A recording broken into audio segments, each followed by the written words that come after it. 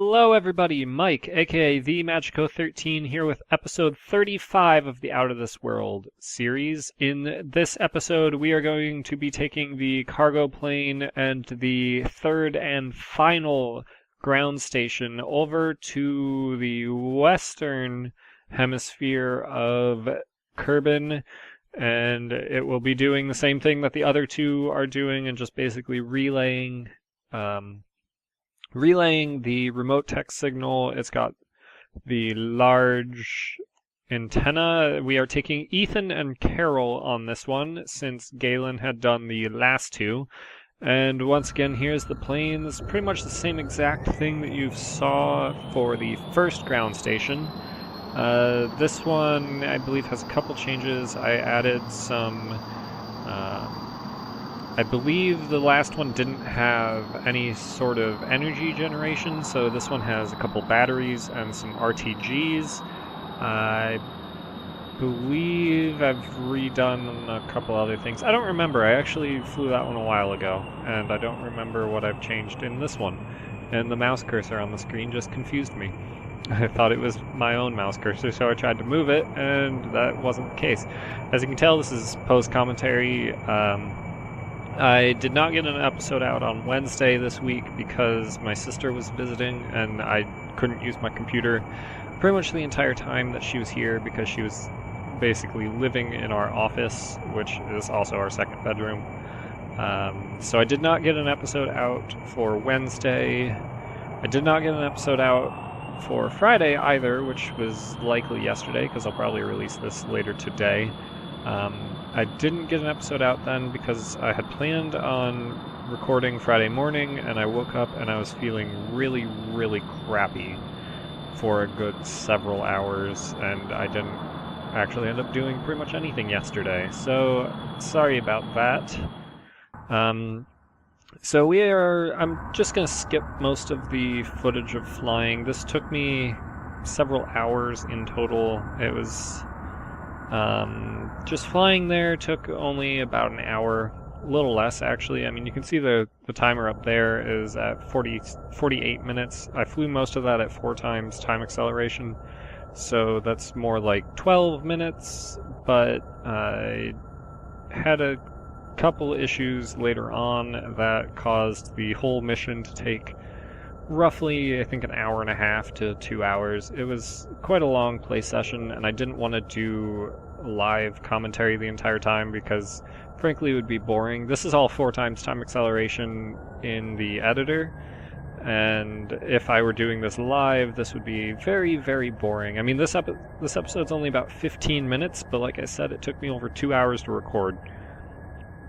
So, like the first ground station, we're going to try to land this on top of a mountain so that it has a large field of view, and so those mountains then don't block the signal. The method is basically the same. We drop it out of the cargo bay by flipping over or doing a backwards roll. I unfortunately forgot to set up action groups, however, so I will have to, instead of decoupling and doing the parachutes and the landing gear all at the same time, I have to decouple with the button, but launch the parachutes first. Not really launch them, but... So you'll see I activate the parachutes, I decouple the node, and unfortunately I get it caught in the cargo bay. Try to flip over to maybe convince it to come out. Now that it's going down, the parachutes deploy. But unfortunately, we are in a large-scale stall. Now we're actually okay, but then I stall it again, partly because the parachutes are actually applying a force into the back of the cargo bay. And that is making this very hard to control. Then combined with the stalling and everything, it's just... This is not ending well. The parachute's finally fully deployed. That comes out. We are minor stalling right now, which turns into a large-scale stall. And we're only a couple meters above the surface, and we do not end up regaining control in time. And this thing just casually flops back and forth. So, I since everyone died, I load the quick save, because I don't want Ethan and Carol to remain dead forever. We go again, I just drop it quite simply. This time it was a lot easier. I just flipped not a barrel roll, I did an aileron roll. Aileron roll, I can't say that apparently. But it's not a barrel roll. Barrel rolls are different. And the N64 game, Star Fox, I believe it was, claims that that is a barrel roll, but that is not actually a barrel roll. But yeah, same method as the first one several episodes ago. That was the expansion episode. We just basically drop it out of the cargo bay, circle around until it lands so that it doesn't get destroyed in the atmosphere for becoming unloaded at 2.5 kilometers. I could also use the laser mod. It has the ability to extend the physics range. Well, that was a really terrible landing. But the crew has survived, so let's just check the probe, make sure everything's okay, and we might just go with this. So we run over there, and the probe falls over. Somehow it didn't fall over before. If all this is broken, then that kind of sucks. We could send out another repair with the hypersonic vehicle, like I did last time for the second ground station, which, if you don't remember that was, I believe, last episode. We sent out a hypersonic plane to attach an antenna because the old one had fallen off upon re-entry. I decided not to keep this one, mostly because that thing was just falling down the hill. It was eventually going to get destroyed, and I know I probably should have kept it, but I knew I could do better, so I tried again. Unfortunately, these didn't go necessarily as well as I would have liked. This time I want to try lowering the landing gear first, and that way it'll hopefully stand straight up. So we drop that, except the landing gear is going through us, so it's kind of caught. Come on, get out of the cargo bay. Well, it's out of the cargo bay, but we're no longer alive. So, we try this again. Let's just try doing another roll. This time I'm not extending the gear just because that obviously didn't work very well, and you heard the sound that sounded like things. Not really sure how to describe that sound, but that was deadly reentry saying that the parts are experiencing too much G-forces, and I didn't really want the plane to just spontaneously combust. We get very, very close to spontaneously combusting all over the side of that mountain, but we actually get a pretty good landing here. Theoretically, we get a good landing at least. And I believe this is no longer on that first hill that I was trying to work on. I was just having too many issues with that, so I decided, okay, we'll just go over here. I think this is that. This might not be that. So we extend everything, activate all the dishes, and the antenna. I thought I was going to do this at 4 times time acceleration, but apparently not. Pretty simple. We've got a connection because the plane has a small antenna in it, the small 250 kilometer omnidirectional antenna, and that's mostly just for doing this. So that I don't need to EVA in order to extend all of these. And there we go, that seemed to work pretty well. So the plane is still intact. Let's just take off. Should be pretty simple. We're going a little bit on an upslope, so that's not the best, but once we... Oh. Well, apparently we just exploded all of a sudden. Well, that's really inconvenient, and the quick save had us all the way back there, so I have to do all of that again. So this time, for sure, I am on a different mountain. I was really getting annoyed with the last mountain, so I decided to go over here. I don't know why I didn't just flip over, because that usually works. This time I tried to go, I think, up, but eventually that thing, the ground station comes out of the cargo bay, the parachutes came fully deployed, you heard that, and then we crash promptly into the ground. This time with the landing gear out,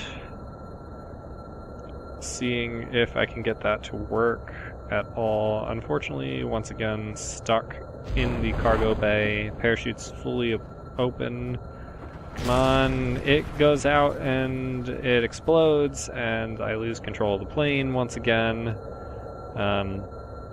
And unfortunately don't get control back in time, and the ground station thing was kind of destroyed, so let's go back to our tried and true method of flipping upside down, dropping it that way, then promptly flipping the plane out of control, but it seems like I've got it back in control, and now we just circle around until that lands and the parachute's cut. Which is... oh, my computer's going to sleep. I believe it has landed now. Yeah, it's definitely landed. We just come in. We have to land because you can't switch vessels while in atmosphere. We get a kind of rough landing, but touchdown, we are good. Disable the brakes, kind of glide towards it. We're 200 meters away. That's enough for the... whoa! Yeah, that kind of flipped around. That could have been really bad. We might have lost a wing. But luckily we didn't. I enable the motor and steering on that front wheel, and we kind of just taxi over to the ground station, which is in fact standing up. This is less of a slope than the previous landings, so this is actually going to stand up. We unlock the suspension on all of these because for whatever reason it's locked. Extend everything, and there we go. The ground station's good. The plane's still intact. Let's see about taking off again. I have quick saved this time. I've learned from my mistake, but apparently not enough because we promptly get destroyed by that slope.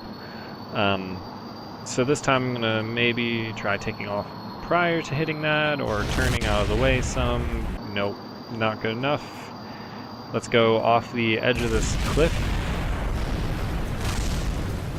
Yeah, that didn't really work either.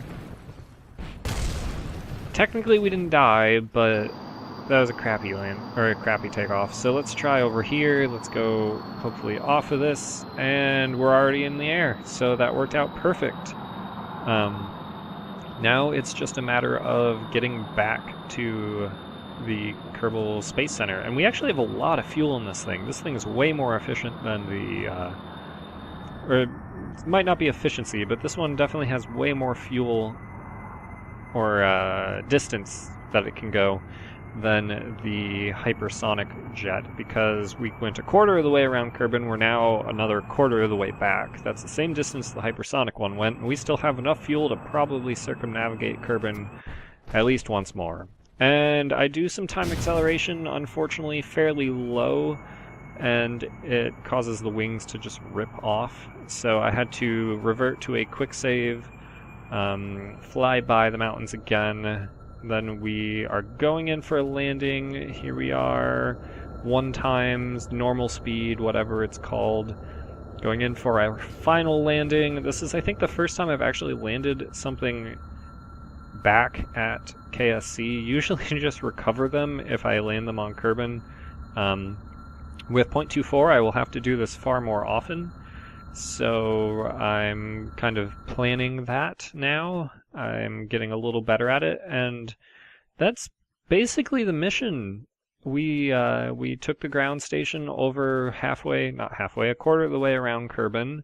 We brought the plane back. We crashed a couple times. In the 0.24 series, those crashes would be final. Luckily this is not the 0.24 series yet. I have not started that yet. I need to finalize the mod list and do a couple other things, but I'm trying to get some things added to Kerbal Construction Time before I start the 0.24 series, since it will rely pretty heavily on that, and I want to have those features in before then. It's just been a kind of busy time since 0.24 released, and subsequently 0.241 and 0.242. So I haven't had a whole lot of time to do things. I've also been playing other games. Oh well. Games are fun. Don't judge me. So we are landed back at the spaceplane hangar, and there are Carol and Ethan Kerman hanging out on the wings. That's it though. So thank you all for watching. I will see you all next time.